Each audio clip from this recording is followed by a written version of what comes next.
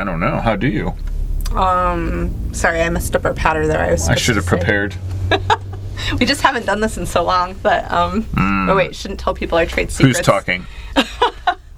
How do I change or leave my distributor? Very carefully. Whew, yeah, not a decision to be made lightly. That was my most mom answer of all time. I was. So, but that's also true. Hi, I'm Joe Beal, the founder and CEO of Microcosm Publishing. I'm also the author of A People's Guide to Publishing, which distills what I've learned from selling millions of books over the past 28 years. I'm Ellie Blue, the Vice President of Microcosm. We started this podcast to share what we've learned with newer publishers, so you can learn from our mistakes. Or maybe you just want to learn about the publishing industry. This week, we are going to answer the reader question, which is...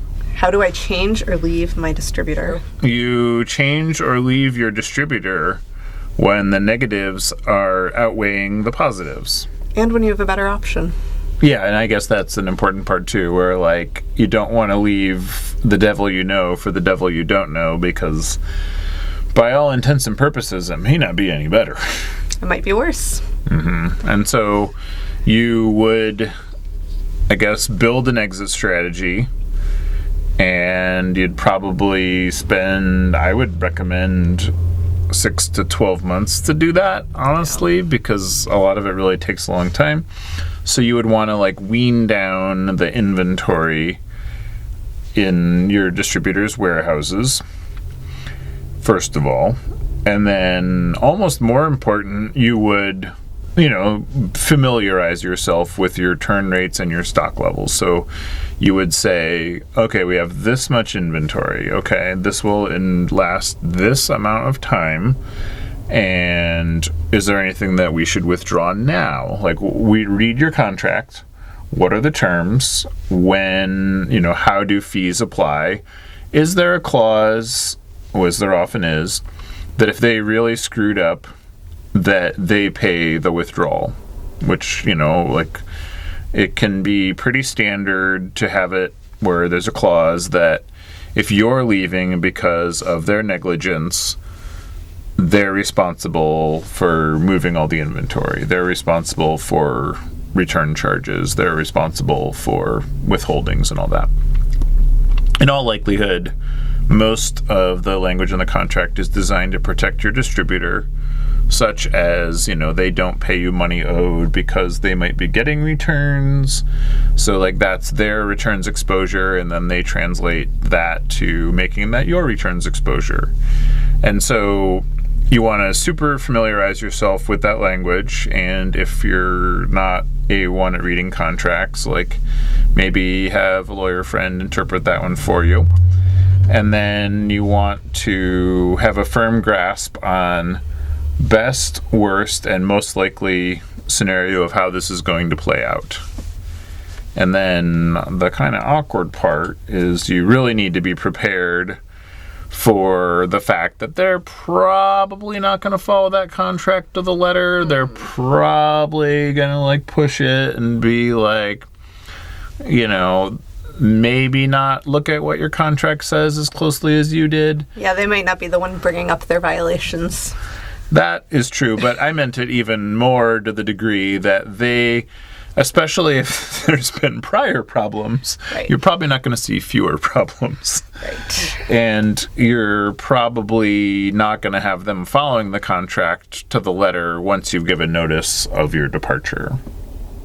And so once you have a clear plan, you want to start moving out inventory. So like maybe you have a storage unit or like a 3PL situation where all of your books go to live in the meantime, or in a lot of cases, your new distributor will begin being willing to take inventory prior because, it's like you've just started dating and you're like freshly in love and you have big like optimistic dreams and visions together about like what marriage is going to be like, and then you forgot that you've involved the state in your love affair, and no greater way to ruin a love affair. I'm sorry, wait, I'm getting off track here.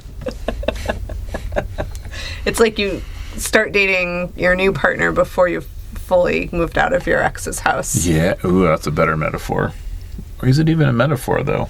That's kind of the reality. Yeah. Sometimes the feelings can get really personal. And that's so true. You will find that you will often be talking to your new date about your old date in ways that aren't entirely helpful because it won't necessarily, like, their advice, it's kind of like when you, like, talk to your best friend about how your, like, ex has wronged you. Like, your best friend isn't going to give you the most objective advice about, like, you know, maybe how you negatively contributed to this situation. They're probably going to be way more along the lines of, like, he just is so out of line. I can't believe him right now.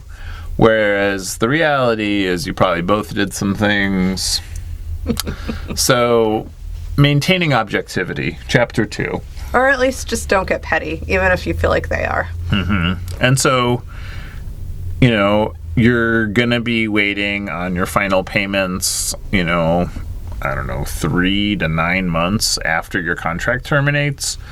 And I feel like that part is, like, so outdated and solely punitive. Like, it doesn't really, I really wonder, like, why those things are, I mean, it really does feel like it's just done that way to punish you for leaving, because it's not like you're getting that much in the way of returns that far after the fact.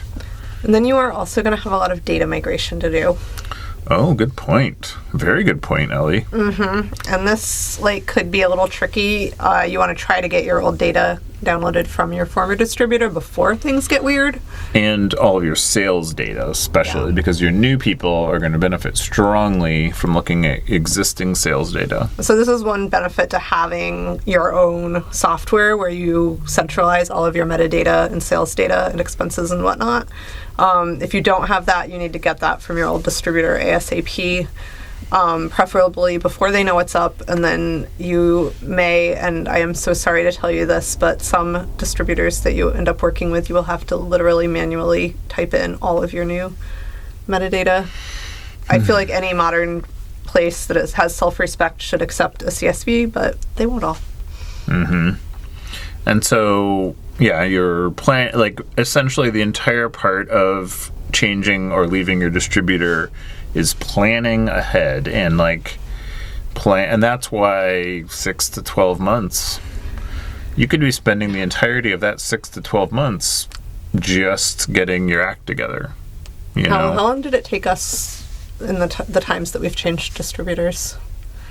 It depends on the distributor. But yeah, it's 6 to 18 months, I'd say. Yeah, I feel like when we became independently distributed, you spent 18 months setting that up. I was ready to go after a year. Okay. Got it. And there was a lot more to do in that case. Like, we had to build out a lot of systems that didn't exist, because it's not like we were using somebody else's. Yeah. Thanks for joining us once again. Please send your questions to podcast@microcosmpublishing.com so we can answer them on future episodes. And please give us 5 stars on iTunes and everywhere else that podcasts are reviewed. You can find us on the internet at microcosm.pub, On Twitter at Microcosm, on Facebook at Microcosm Publishing, on Instagram at Microcosm_pub. and here in Portland, Oregon on North Williams Avenue. Thank you so much. Have a wonderful week.